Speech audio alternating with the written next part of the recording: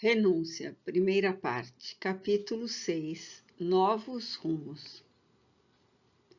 A família Estigarribia não voltou a renovar suas absurdas exigências e o próprio Dom Alfonso fez o possível por demonstrar atitudes novas e mudança de propósitos, de sorte que a torpe extorsão não chegou a consumar-se. Ciente do fato, o bispo Molina desautorizou os criminosos intuitos e providenciou para que o confisco não ultrapassasse os limites indicados pelos inquisidores. Encerrado o incidente, a vida na granja prosseguia em adorável simplicidade. Alcione fizera-se amiga fiel do padre Damiano, e Madalena parecia regozijar-se com a nova companhia.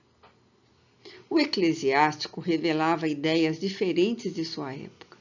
Embebido nas veneráveis tradições do passado, não podia compreender os crimes tramados na sombra em nome de Deus. Apreciava a filosofia antiga, desprezava os exageros do fanatismo e não concordava com a tirania do Santo Ofício. Quase diariamente à noite, ia à vivenda modesta da viúva Davenport, a cuja porta a pequenina Alcione se postava para saudar graciosamente o cavalo paciente e manso que o servia no pequeno trajeto. As conversações interessantes desdobravam-se animadoras. Madalena Villamil parecia encontrar nas interpretações do religioso mais duradouras consolações.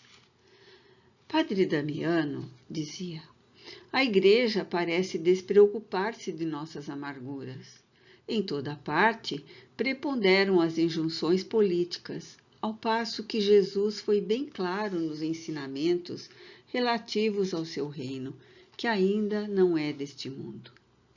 Todavia, em vez de cuidar da redenção das almas, a maioria dos clérigos permanece em disputas vãs.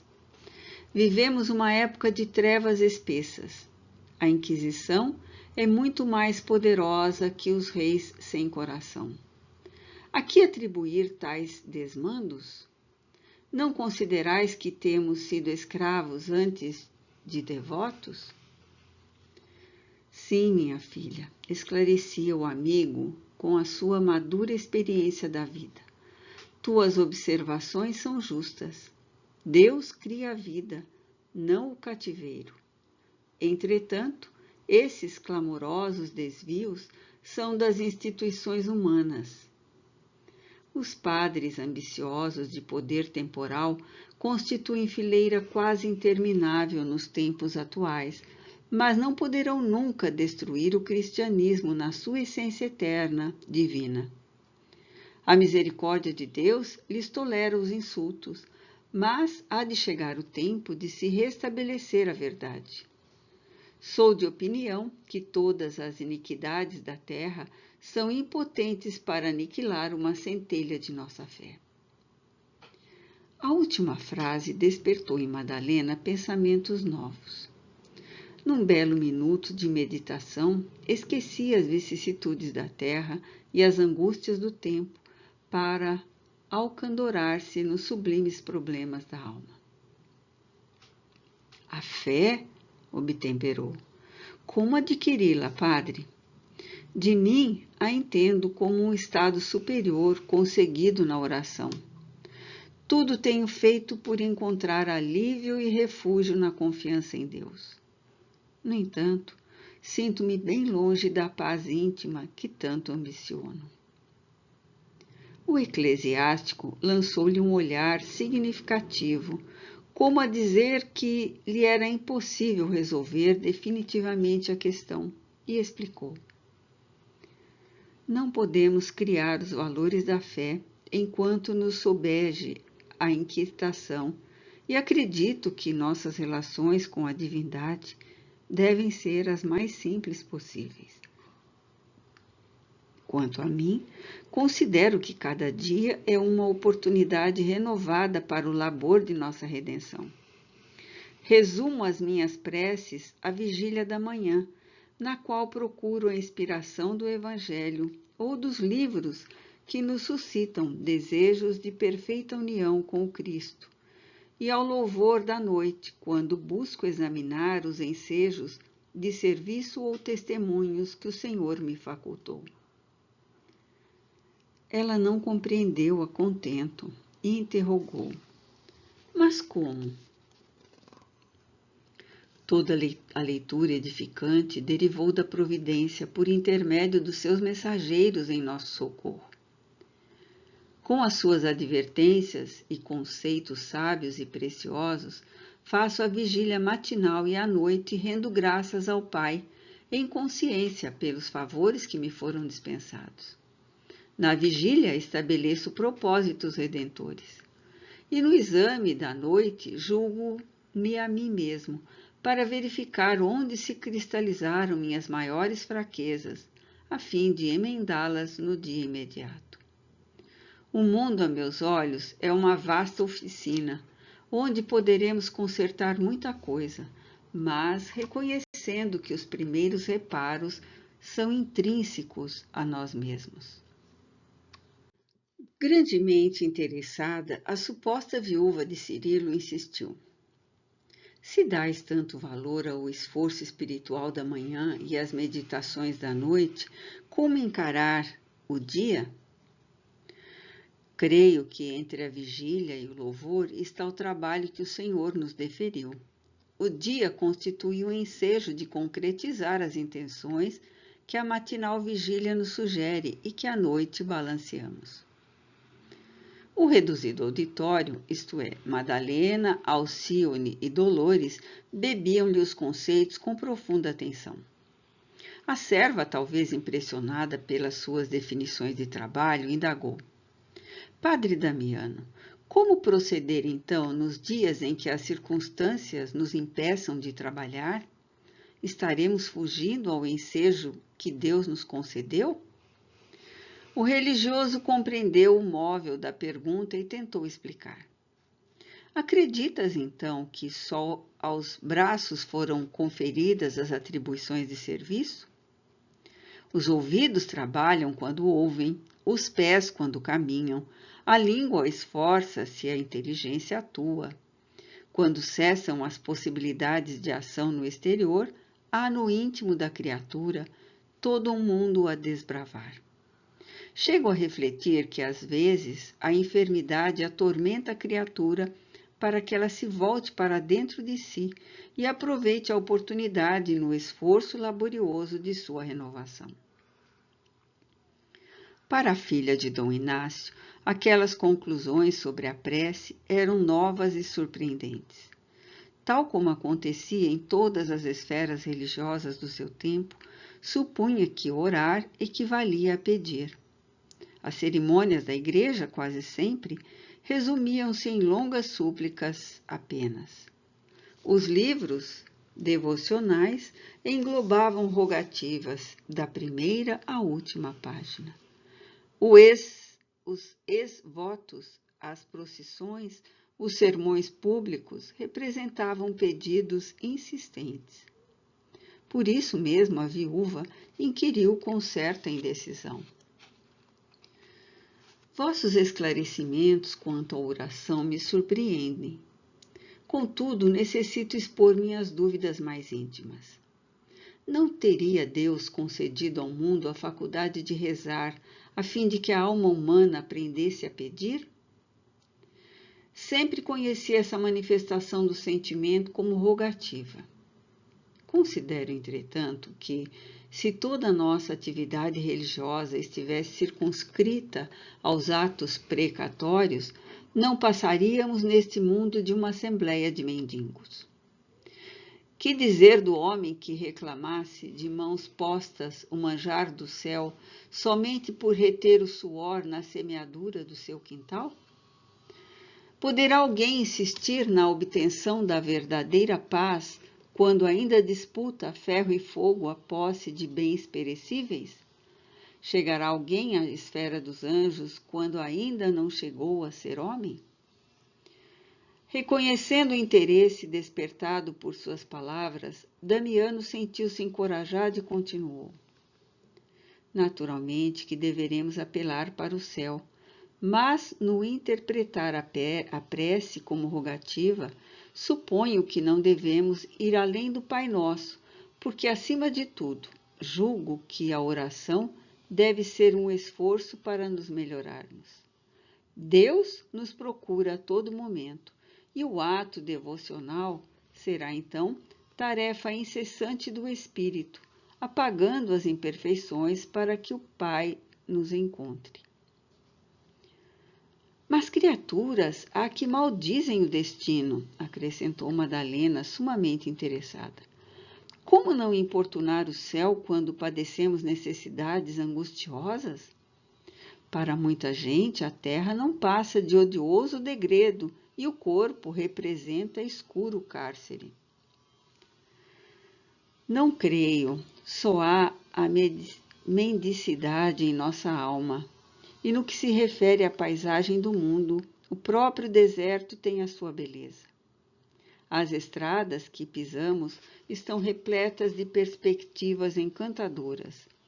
Uma folha da primavera ou um punhado de areia são documentos da glória de Deus em nossos caminhos. Quando nos referimos a regiões sombrias ou desoladas, geralmente esquecemos que elas se localizam em nosso mundo íntimo. A noção de cárcere, como a dor do remorso, nunca foram observadas no horizonte azul, nem no canto dos pássaros, simplesmente porque residem dentro de nós mesmos. E o sofrimento, Padre Damiano?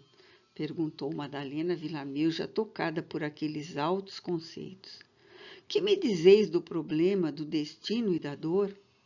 Nosso futuro espiritual após a morte não está encerrado no céu, no purgatório ou no inferno sem remissão? O interpelado sorriu e esclareceu. Esta palavra, ouvida pela Inquisição, representaria um crime de traição para o fanatismo de nossa época e nos levaria à fogueira. Esta circunstância nos leva a refletir na magnitude da tarefa a realizar. Mas se eu disser que minha interpretação é diferente? A morte não existe como entendemos. O que se verifica apenas é uma transmutação de vida. Os teólogos suprimiram a chave simples das nossas crenças. Quando o corpo é reclamado pelo sepulcro, o espírito volta à pátria de origem. E como a natureza não dá salto, as almas que alimentam aspirações puramente terrestres continuam no ambiente do mundo, embora sem o revestimento do corpo carnal. Desde a mais remota antiguidade, os homens se comunicaram com seus semelhantes já mortos. E ante o olhar admirativo da jovem senhora, Damiano passou a recordar. Enéas fez consultas a Anquises por meio dos estranhos poderes da feiticeira de Cumas. Plutarco afirmava que os seres de outro mundo se manifestavam nos ministérios. Sócrates tinha seu gênio familiar. Apolônio de Tiana sentia-se auxiliado por entidades invisíveis. Os imperadores romanos buscavam os pareceres dos habitantes de além-túmulo com a cooperação dos oráculos. Vespasiano procurou a palavra dos numes tutelares no oráculo de Geiron. Tito fez o mesmo na ilha de Chipre. Trajano imitava-os, sondando as revelações do oráculo de Heliópolis, na Síria. Os cronistas do tempo antigo declaram que Augusto, depois de iniciado no culto de Eleusis, tinha contato com os fantasmas. Nas páginas sagradas da Bíblia, vemos Saul procurando o falecido Samuel por intermédio da Pitonísia de Endor. E contemplamos os discípulos de Jesus bafejados pelo Espírito Santo no glorioso dia do Pentecostes. É extraordinário! Exclamou a esposa de Cirilo, felicitada por novas luzes. Quer dizer que os entes queridos que nos antecedem no túmulo nos esperam no limiar da outra vida para as alegrias do reencontro? Damiano esboçou um gesto altamente significativo e acrescentou: nem sempre será indispensável partir para reencontrar. Por quê? Interrogou admirada. Nessa nossa época não comporta a divulgação das supremas verdades, mas nós nascemos e renascemos. A vida é uma só. Entretanto, as experiências são diversas. O próprio Jesus declarou aos mentores de Israel que não era possível atingir o reino de Deus sem renascer de novo. Inferno ou purgatório são estados do espírito em tribulação por faltas graves ou em vias de penitência regeneradora. A viúva Davenport teve a sensação de haver sido levada a um porto de grandiosas revelações. Recordou subitamente seu primeiro colóquio com o rapaz irlandês que elegera para seu companheiro de existência, quando lhe confiara as predições do velhinho de Granada. A figura quase apagada do egipciano irradio ressurgia-lhe nos arcanos da memória, com os mínimos contornos. Assim, reviu na tela imaginada as portas do Alhambra e as amiguinhas bem-amadas, destacando-se de todas as recordações as palavras conselheiras do desconhecido. Prepara-te, minha filha, e une-te à fé em Deus, porque teu cálice no mundo transbordará de sofrimentos. Não vivemos apenas esta vida. Temos várias existências, e a tua existência atual é promissora de tributos afanosos para a redenção. Sinceramente impressionada, relatou o incidente que o religioso acolheu com singular carinho. Podes crer, afirmou convicto, que esse ancião deveria ser um grande inspirado. Mas será possível que se troque de corpo como se muda de vestes? Justamente só isso, minha filha, explica as profundas diferenças do caminho. Nas estradas em que buscamos a luz da salvação, encontramos os seres humanos mais díspares. Ali depara-se-nos um homem impiedoso, detentor de sólida fortuna. Acolá debate-se um justo entre a fome e a enfermidade que parecem intermináveis. No mesmo lar nascem santos e ladrões. Há pais excelentes cujos filhos são indesejáveis, monstruosos. Uma via pública exibe jovens elegantes e miseráveis criaturas que se arrastam entre a lepra. Nota 27. Na época em que esta obra foi escrita, esse termo era comum, mas atualmente é considerado pejorativo ou preconceituoso. Hanseníase, morféia, mal de Hansen ou mal de Lázaro é uma doença infecciosa causada pela bactéria Mycobacterium leprae, também conhecida como bacilo de Hansen, que afeta os nervos e a pele, podendo provocar danos severos. E a cegueira? Poderias admitir que o Criador, magnânimo e sábio, deixasse de ser pai para ser um experimentador desalmado? Não admitamos este absurdo teológico, mas ponderemos na verdade de que se cumpre desde agora, ou a cada um segundo suas obras, dos ensinamentos de Jesus. Na obra divina, infinita e eterna, cada filho tem responsabilidade própria.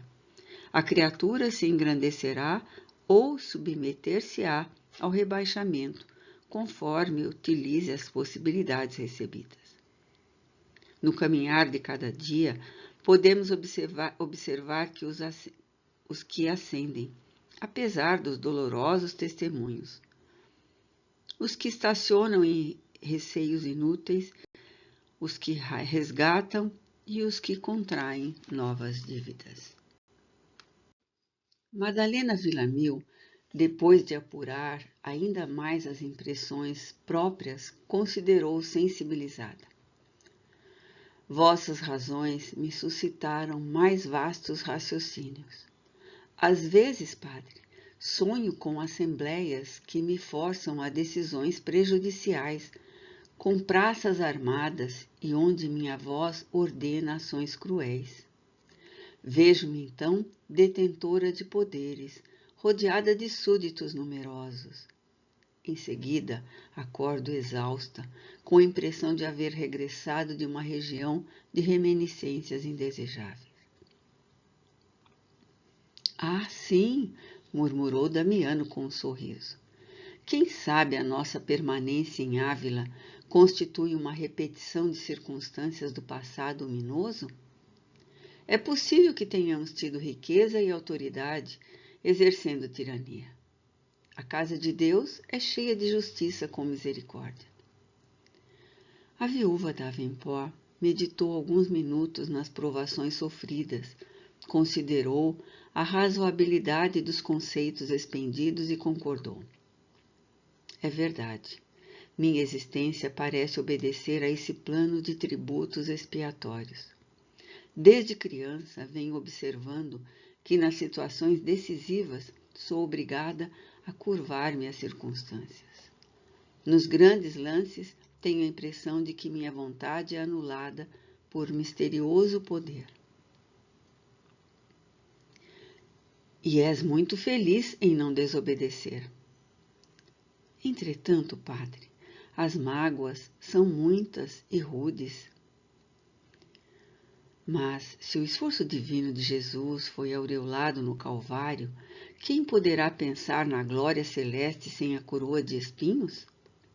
As pessoas felizes costumam não ter história, e quando a possuem, nem sempre registram episódios mais dignos. Com essa ideia, não quero dizer que devamos andar no mundo como aventureiros do sofrimento, em farragem de trapos e lamentos, mas desejo realçar o valor das lutas incruentas do coração que temperam o caráter e iluminam a vida. A maioria dos santos esteve indecisa até que o testemunho redentor, pela dilaceração de si mesmos, lhes abriu os horizontes infinitos da eternidade.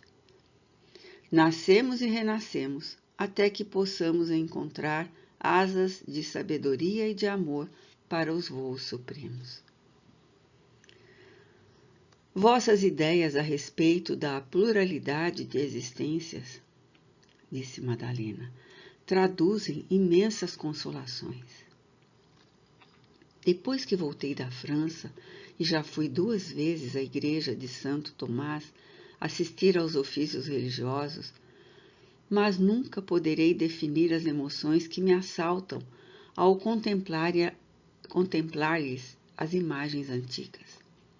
Ao ajoelhar-me próximo do púlpito, a grandeza do velho templo parecia revocar-me lembranças imprecisas de outras eras e que eu não conseguiria definir. Terminada a missa, visitei todos os altares e extasiei-me na contemplação do velho claustro. Poderosas impressões dominaram-me o pensamento.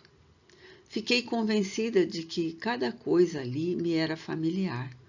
Contudo, quando menina, no internato, raras vezes visitei esse templo e nunca experimentei tais sensações. Sim, considerou Damiano em atitude de funda reflexão. A igreja é o claustro de Santo Tomás. Tem sua história longa e estranha. Ali foram tomadas muitas deliberações importantes nas reuniões dos reis católicos com os membros do Santo Ofício. Houve uma pausa e logo a moça interrompeu. Já que essas teorias tanto edificam, por que não cuida a igreja de as divulgar? Por enquanto, não devemos pensar nisso. Essas revelações espirituais nos chegam da mais remota antiguidade, mas a Igreja Católica não poderá tão cedo espalhar o clarão dessas verdades confortadoras. A noite que desceu sobre nós ainda não terminou. Mas acaso não se trata de consolações divinas? Sim, mas nossa crença atual tem sua base no terror da tirania religiosa e não na liberdade sublime do Evangelho. Se Jesus voltasse agora à Terra, seria perseguido como impostor, com suplícios talvez maiores que os da cruz. A barca de Roma é diferente da barca da Galileia. Na primeira, temos sacerdotes ambiciosos e insaciáveis. Na segunda, tínhamos pescadores. Em Roma, esplendem palácios, enquanto em Belém fulgia a manjedoura. No Vaticano, faiscam gemas preciosas de tiara pontifícia. Em Jerusalém, o cálice era de vinagre e a coroa tecida de espinhos. Madalena recolhia citações com indisfarçável interesse enquanto o eclesiástico rematava. Compreendes as diferenças? Abraçais então a reforma? Arriscou, referindo-se ao movimento religioso iniciado por Martinho Lutero. Aceito a necessidade da reforma íntima. Se os protestantes puderem alcançar semelhante renovação, por certo serão bem-aventurados. Quanto ao mais, se ainda me encontrasse sem responsabilidades definidas, seria justo empunhar uma espada de batalhador ativo em prol do restabelecimento da verdade. Contudo, se Deus me chamou ao labor do ministério católico, devo obedecer, compreendendo que o meu combate é no silêncio e na meditação, longe dos olhos indiscretos do mundo. Aquelas conversações construtivas repetiam-se diariamente. Quando o sacerdote não comparecia, a viúva Davenport, Dolores e João de Deus, seguidos de Alcione, prosseguiam nos mesmos comentários. Eram passagens evangélicas, livrinhos de meditações, contos educativos, o material de luz das palestras fraternais do grupo modesto. Padre Damiano, de vez em quando, contava a história dos primeiros mártires do cristianismo, e a recordação dos sacrifícios provocava um manancial de lágrimas benéficas. A lembrança de sua resistência heróica, de sua exemplificação de coragem, bondade e fé, acendia em todos novas claridades confortadoras. Os meses corriam céleres para aquela reduzida assembleia de corações que não desejava outra coisa senão a paz perfeita em Jesus. A pequena Alcione encontrava singular encanto nas descrições dos tempos remotos em que os cristãos, perseguidos, se reuniam nas catacumbas abandonadas. A narrativa das festividades bárbaras da época de Nero marejavam-lhe os olhos, mas quando ouvia a leitura das respostas firmes dos mártires aos algozes, exultava de entusiasmo. Denunciando vocação para o sacrifício, certa vez interrogou: Padre Damiano, onde é agora o circo e as feras? Ainda podemos sofrer para mostrar a Jesus que não estamos de acordo com os que o crucificaram? O religioso achou muita graça na lembrança e explicou: sem dúvida, poderemos testemunhar nossa fé a todo tempo, em todas as circunstâncias. e, observando que a criança guardava a resposta completa, concluiu sorrindo. Agora, o circo é o mundo, e a maioria dos casos, as feras são os homens. 2 anos relativamente tranquilos assim passaram. O religioso amigo vivia sempre na expectativa de uma sortida à América. Quando todos os planos pareciam ajustar-se ao cometimento, surgia um imprevisto dominante. Adiavam-se então as esperanças indefinidamente. Madalena Villamil, todavia, gozava melhor saúde, com exceção dos pés, que a obrigavam a se contentar com a pequenina paisagem da sua pobre granja. Movimentava-se, porém, sem maiores torturas, dentro de casa e no âmbito do quintal, e isso era motivo de enorme satisfação. As palestras e reflexões diárias sobre a vida espiritual renovavam-lhe as forças psíquicas. Tinha ilimitada confiança no futuro de além-túmulo. No trato das ideias novas, chegava à conclusão de que a viuvez e a pobreza material representavam condições do testemunho e em tudo havia possibilidades de honrar os decretos divinos. Recordava o passado, detinha-se nas reminiscências dos dias mais tormentosos e refletia que as piores situações haviam passado. Além do mais, a providência lhe concedera um bálsamo celestial nas carícias da filhinha, cuja companhia representava o alfa e o ômega de sua vida.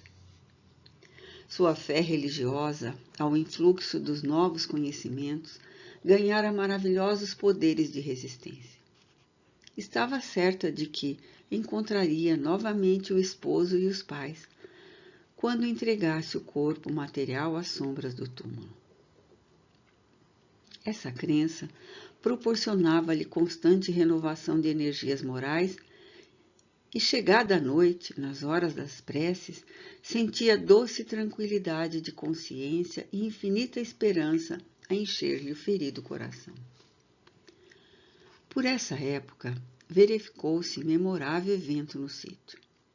Atendendo à generosa interferência de amigos, os Estigarríbias consentiram no casamento de João com Dolores.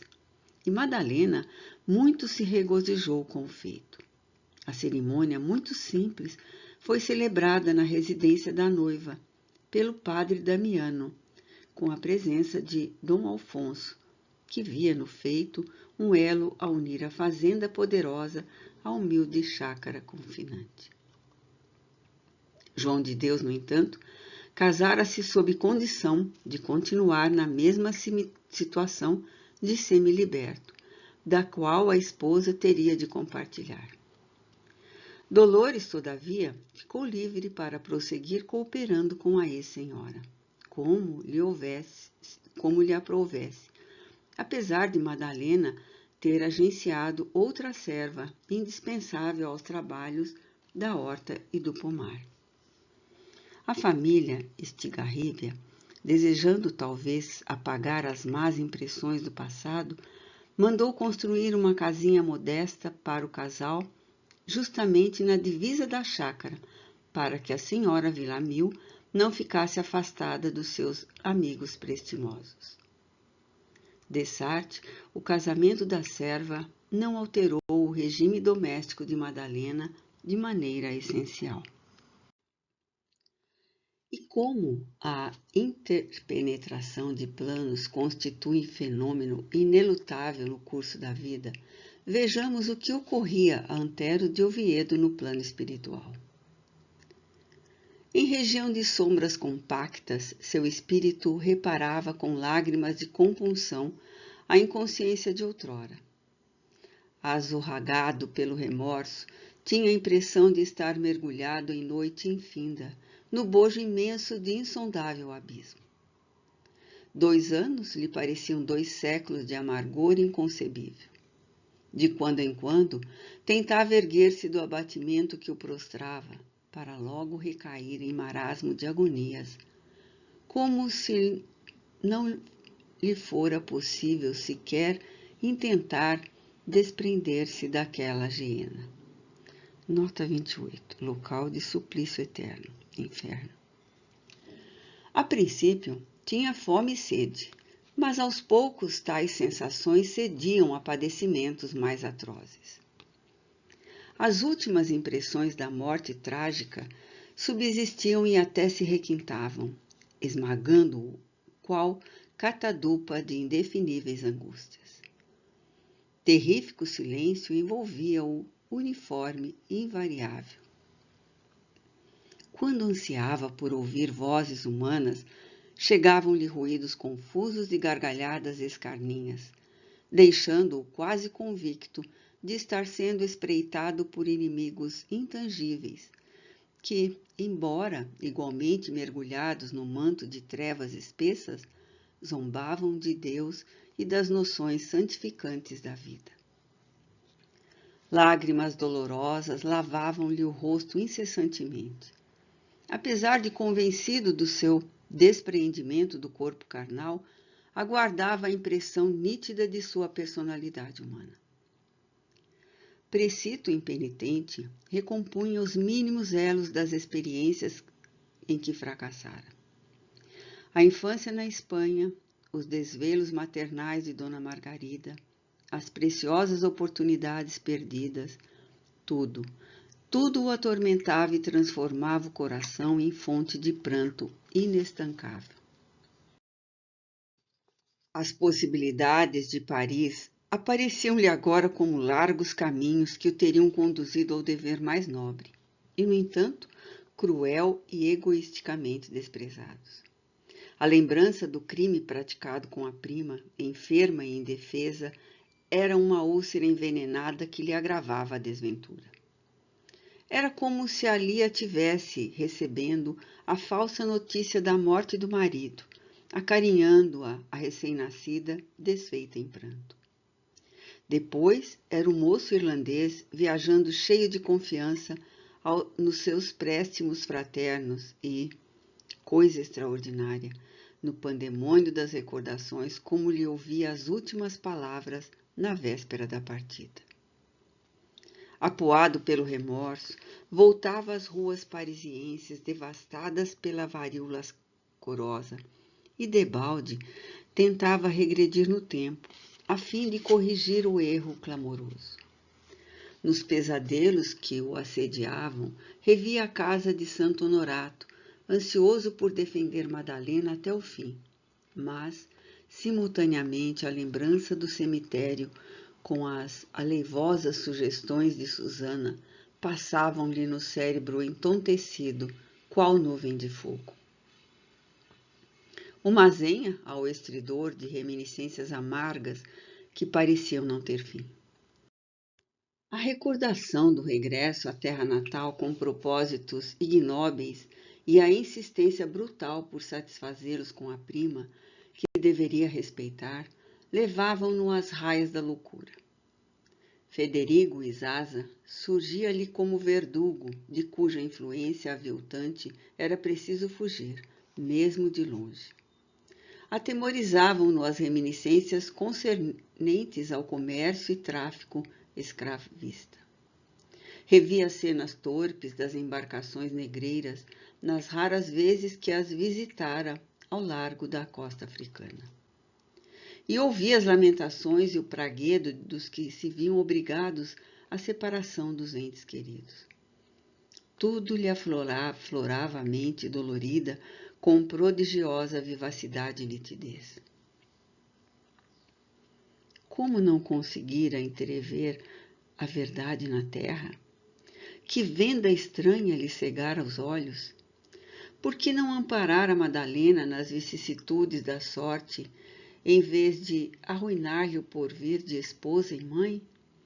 Por que anuir a criminosa sugestão de abusar das criaturas ignorantes, conduzindo-as a imerecido cativeiro, quando lhe competia auxiliá-las fraternalmente por comezinho dever de humanidade? Rememorando o passado, Antero de Oviedo chorava convulsivamente, azorragado na consciência. O veneno fulminante com que se suicidara parecia corroer-lhe ainda as vísceras num suplício sem fim. Tremia, chorava, aniquilava-se dentro da sua imensa dor. Todavia, o fato que mais o impressionava era ter a destra mirrada e um dos pés ressequidos. A treva impedia-lhe a visão, mas de quando em quando, pelo tato, com sensações dolorosas, ia compreendendo a singular anomalia. Ecoados mais de 700 dias de incomensurável amargura, certa vez rogou a Deus, com todas as veras do coração, lhe permitisse uma esmola de luz no seio das trevas que o envolviam. Recordou a figura do Cristo, que jamais procurara entender na terra, e chorou como nunca. Implorou então, compungidamente, que o Salvador se apiedasse da sua angústia infinita. Em voz baixa, qual criança embele, nota 29, fraca, covarde. Pediu com sinceridade, embora reconhecesse o demérito próprio, que ele o auxiliasse, permitindo que sua mãe adotiva viesse trazer-lhe uma palavra de coragem e reconforto. Depois de assim recorrer com humildade de quem suplica, saturado de inútil desespero, viu pela primeira vez destacar-se na treva um círculo de claridades confortadoras. Tomado de assombro, sentiu que alguém se aproximava em seu socorro. Mais alguns instantes, e o espírito de Dona Margarida tornava-se-lhe visível. Ah, minha mãe! Exclamou, arrastando-se para beijar-lhe os pés. Há quantos séculos me separei do seu coração afetuoso? A esposa de Dom Inácio, cercada por um halo de luz, tinha os olhos nevoados de lágrimas. Inclinou-se e murmurou docemente. Oh, meu filho, como te encontro! Onde puseste o amor que te dei? Por que te chafurdaste no tremendal das paixões humanas, quando te ensinei a elevar o pensamento a Deus desde os primeiros dias da tua infância? Em atitude maternal, sentou-se ao seu lado e acariciou-lhe a cabeça que o rapaz conservava sobre a mão esquerda a chorar convulsivamente. Como te vem encontrar, Antero? Os mensageiros de Jesus permitiram viesse trazer-lhe alguma consolação. Reanima-te, filho. Perdi tudo, exclamou o desventurado. Não me resta da experiência humana senão um mar de tormentos e lágrimas. E por fim, minha mãe, Deus me atirou neste abismo nefando. Mas a nobre entidade lhe cortou a palavra, asseverando. Não blasfemes. Deus é nosso Pai e nos criou para a luz eterna. Somos os responsáveis pela queda nos desfiladeiros cruciais. A providência nos cerca de todos os carinhos, traça as sendas de amor que devemos trilhar. No entanto, meu filho, no círculo da liberdade humana relativa, a paixão nos aniquila, o orgulho nos cega, o egoísmo nos encarcera em suas prisões malsãs. Como poderias afiançar que o Senhor te conduziu a este lugar tenebroso, se desprezaste o roteiro da sua infinita misericórdia? Antero, entretanto, tocado pelas angustiosas recordações terrenas, obtemperou amargurado. Mas tudo no mundo conspirou contra mim. Não seria mais acertado dizeres que conspiraste contra tudo? Combateste os sentimentos nobres que te infundi na infância. Guerreaste a paz do nosso lar. Tramaste contra os seres nascidos em liberdade. Onde pus em teu coração os ensinos do Cristo, entronaste a indiferença. No caminho de duas almas em união santificada por Jesus, semeaste a mentira e o sofrimento. Nas regiões por Deus destinada à vida livre, plantaste os espinhos da escravidão. Não teria sido misericórdia arrancar-te o sorvedouro do mal, trazendo-te a esta noite desolada para que pudesse meditar? Abençoa as dores que te ferem o espírito e estraçalham o coração. Essas amarguras atrozes obrigam-te a calar, para que a verdade te fale a consciência. Ainda para os mais broncos criminosos, endurecidos no mal, sempre surge um momento em que, premidos pela dor, são forçados a ouvir a voz de Deus. O réprobo soluçava nos braços da interlocutora, qual filho ansioso por desabafar todas as mágoas no regaço materno. Aquelas palavras deram-lhe grande alento ao coração delido. Reconheço a enormidade das minhas faltas, concordou humildemente. No entanto, mãe, fui órfão de todas as alegrias. Não foste tal, e sim, e só um ser incontentável. Aspirações cortadas por um destino cruel. Ninguém pode alcançar felicidade quando transforma as aspirações em caprichos inferiores. Traduzindo num gesto de relutância e desacordo, ei-lo a insistir. Todas as lutas terrestres ser-me-iam favoráveis se Madalena me houvesse atendido ao coração. Ao seu lado eu cultivaria a virtude, fugiria do mal, teria vencido as mais rudes batalhas, mas a nobre entidade, aproveitando a pausa reticenciosa, redarguiu com energia e serenidade. Não acuses tua irmã por faltas oriundas de tuas próprias fraquezas.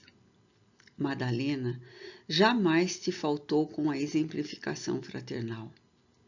Assediada por necessidades cruéis, foi tua amiga desvelada. Nas horas de incerteza, sempre teve uma palavra de inspiração para os teus desígnios. Que mais poderias desejar? Ele abanou a cabeça e respondeu. Mas de coração foi sempre inflexível. Talvez um gesto de ternura, um beijo, uma esperança me salvassem.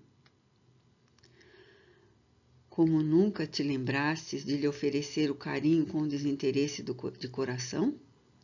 Por que não recordaste o beijo fraternal com cuja essência poderia retificar a mentira execrável que lhe agravou os padecimentos no mundo? Viveste, meu filho, aproveitando as situações críticas para forjar ações criminosas. Acompanhastes-lhe as lágrimas com atitudes frias e gozaste intimamente com a separação de duas almas que Jesus havia unido em suas bênçãos de amor. Que seria de ti se Madalena houvesse atendido aos teus arrastamentos inferiores, esquecendo os deveres sagrados de esposa e mãe? Terias uma noite mais densa, dores mais cruéis. Caístes, é verdade, mas ainda podes orar, ainda tens a dádiva do pranto remissor. O sobrinho de Dom Inácio agora parecia flagelado por uma tempestade de lágrimas. Tinha a impressão de recuperar a razão mediante aquelas recriminações lançadas face a face pela lealdade da mãe adotiva. Nada obstante, os sofrimentos experimentados ainda não havia tudo aprendido. Somente agora conseguia esmar, nota 30, avaliar, a extensão da sua cegueira criminosa no mundo. Esmagado pelo justo reconhecimento das faltas clamorosas, sentiu-se capaz de algo mais objetar, permanecendo à mercê dos remorsos pungentes. Dona Margarida, depois de longa pausa, acariciou-lhe a mão mirrada e falou: Já refletistes nos resultados da empresa que tentaste no mundo? O menosprezo da oportunidade reparadora fere-te agora com amargas consequências. A mão que assinou documentos condenáveis, aí a tens mirrada. O pé que se moveu no rumo dos feitos delituosos está ressequido. Os olhos que procuraram o mal repletam-se de sombras espessas. Ao ouvir tais coisas, o rapaz mostrou reconhecer num gesto a sua penosa situação. Mas, lembrando-se subitamente da presteza com que sua prece fora atendida, no caso da vinda de sua mãe pelos laços espirituais, asseverou humildemente: Rogarei a Jesus que me socorra com a liberdade de movimentos. Sim, explicou Dona Margarida, o Senhor não te negará o quinhão da sua excelsa bondade, mas só ao contato de novas lutas terrenas conseguirás reintegrar-te nas faculdades sagradas que espezinhastes, esquecendo voluntariamente os mais nobres deveres. Como assim? Interrogou admirado. Jesus perdoa, não com as fórmulas verbais tão fáceis de anunciar, mas com a renovação do ensejo de purificação. O corpo carnal é tenda preciosa, na qual podemos corrigir ou engrandecer a alma, apagar as nódoas do passado obscuro, ou desenvolver asas divinas, por nós librarmos a pleno espaço em busca dos mundos superiores. Somente na terra, meu filho, onde imprimiste tão negro cunho aos próprios erros, encontrarás meios de regenerar a saúde espiritual pervertida no crime. Mas não bastaria a misericórdia divina a meu favor? Volveu ansioso por afastar a perspectiva de humilhações no ambiente humano. A misericórdia jamais falta em tempo algum. Ela permanece na afeição sincera dos amigos espirituais que velam por ti e no próprio remorso que te molga o espírito desolado. Deus tudo concede, mas não nos isenta das experiências necessárias. O perdão do Pai ao lavrador ocioso está na repetição anual da época do plantio. Nessa renovação de possibilidades, o semeador indolente encontra os meios de regenerar-se, ao passo que o trabalhador diligente e ativo defronta condições de engrandecimento sempre maior. Compreendes agora o perdão de Deus? Compreendo. Pois bem, se rogastes ao Senhor a minha presença, implorei igualmente a Jesus me permitisse reorganizar as tuas possibilidades de trabalho no orbe terrestre. A bondade infinita do Mestre concedeu-me essa dita. Só assim poderás restabelecer o equilíbrio da tua personalidade. E ante o gesto de espanto do rapaz, que a ouvia mudo, a benfeitora prosseguiu. Ainda poderás aproveitar a missão de Alcione, que voltou ao nosso núcleo familiar a fim de nos ensinar a todos a humildade, o amor, o perdão recíproco e a obediência a Deus.